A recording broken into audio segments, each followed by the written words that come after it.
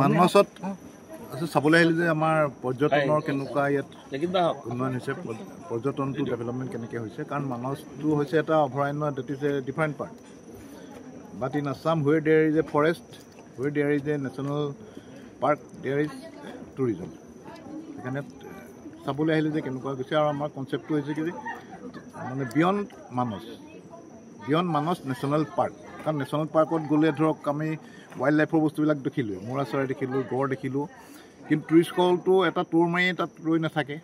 Beyond মানস national park কি আছে, what is there to see beyond the national park. সেইকাৰণে চাবলৈ আহিলে যে গাঁৱত এই বাহিৰৰ টুৰিষ্ট আহিলে যে এখন আমাৰ এটা যিটো ছ'চাইটিটো চাব খোজে, যে অসমত আহিছোঁ, অসমৰ ছ'চাইটি কেনেকৈ বাস কৰে, বড়োলেণ্ডত আহিছোঁ, বড়ো মানুহসকল কেনেকৈ থাকে, ইয়াত এইটো এটা হোমষ্টে বনাই আছে, আৰু এটা it is a model garden. আমি অসমীয়াত ক'ম যে এখন আদৰ্শ বাৰী, ইয়াত সকলো বস্তু আছে।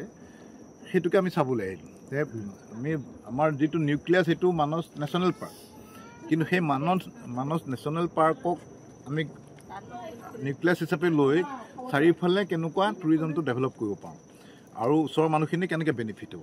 আজি কোনোবা নেশ্যনেল পাৰ্কত ফুৰিবলৈ আহিলে ফৰেষ্ট ডিপাৰ্টমেণ্টে পইচা পালে, গভৰ্ণমেণ্টে পইচা পালে, পাব্লিকৰ ডাইৰেক্ট এটা বেনিফিট নাহে। আজি সেইখন চাবলৈ আহি কোনোবা যদি এনেকৈ গাঁওবিলাকত ঘূৰিলে, ক'ৰবাত হোটেলত খালে, ক'ৰবাত এনেকৈ গাঁৱত সোমাই পেলাই কিবা ট্ৰেডিশ্যনেল বস্তু কিনি ল'লে, সেই সৰুকৈ আমি গাঁৱৰ মানুহখিনিয়ে বেনিফিটটো পাব লাগিব। সেইকাৰণে আমি সেইখিনিকে চাবলৈ আহিলোঁ। কমিটি আছাম এছেম্বলিৰ তৰফৰ পৰা গোলাগাঁৱত অলপ স্পট ভেৰিফিকেশ্যন আৰু অলপ ইয়াতে ভিলেজৰ যিটো টুৰিজিমত ডেভেলপ হৈছে এইটো আমি চাবলৈ আহিছোঁ।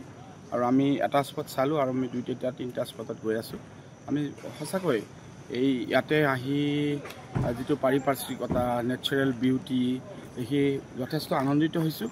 আৰু আমি চৰকাৰকো আহ্বান জনাম, আমাৰ চৰকাৰক যাতে এইটো আৰু ডেভেলপ কৰি লৈ যাব পাৰে। মানে আজিৰ যান্ত্ৰিকতাৰ যুগৰ পৰা মানুহ আহি ইয়াত যাতে অলপ শান্তি লভিব পাৰে। আৰু অহাকালিও আমাৰ ডিষ্ট্ৰিক্ট এডমিনিষ্ট্ৰেশ্যনৰ লগতো কিছুমান বিষয়ৰ ওপৰত ডিছকাশ্যন আছে, আমি অভয়াৰণ্য ভিজিট কৰিম। গতিকে আমাৰ এটা খুব ভাল অভিজ্ঞতা, আৰু আপোনালোককো ইয়াত লগ পাই আনন্দ লাভ কৰিছোঁ আৰু ধন্যবাদ জনাইছোঁ। দলে বলে অহা দেখা গৈছে আজি দলৰ এইটোতো কমিটি হয়, এইটো কমিটি চবেই থাকে। এইটো এক ইমপ্লিমেণ্টেশ্যন কমিটি, এই কমিটিত চবেই থাকে। ইয়াত এনেকুৱা এটা প্ৰত্যেক